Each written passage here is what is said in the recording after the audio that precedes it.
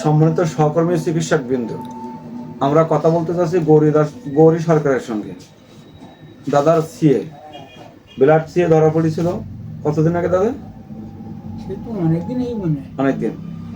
সেই অবস্থাতে কিছুদিন এলোপ্যাথি চিকিৎসা নিয়েছিল, এলোপ্যাথি চিকিৎসা থেকে বাদ দিয়ে আমার কাছে আসছিল। আপনি এখন কেমন আছেন?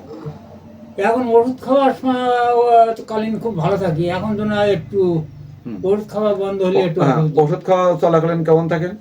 ভালো থাকি। কত পার্সেন্ট ভালো থাকেন? একদম ফুল ভালো থাকি, যেন এখন আর অসুবিধা নেই। অসুবিধা নেই। দেখেন, ইনি এতদিন হয়তোবা হাত ফুরা গেলে মারাই যেত, কিন্তু আমি ইনার বাসায় গেছি যে এই দেখি খুব করুণ অবস্থা।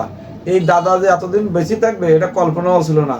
আল্লাহর রহমত ওনার পরে মানে স্পেশালভাবে আমি মনে করি সেটা আসছে, কারণ ওনার যে অবস্থা ছিল, মানে জ্বর আসতো প্রায়, মানে জ্বর আসতো না, জ্বর আসতো মানে সিএ, ব্লাড সিএ ধরা পড়লে যেটা হয় সেটাই তার সব সব সিমটম আসলো।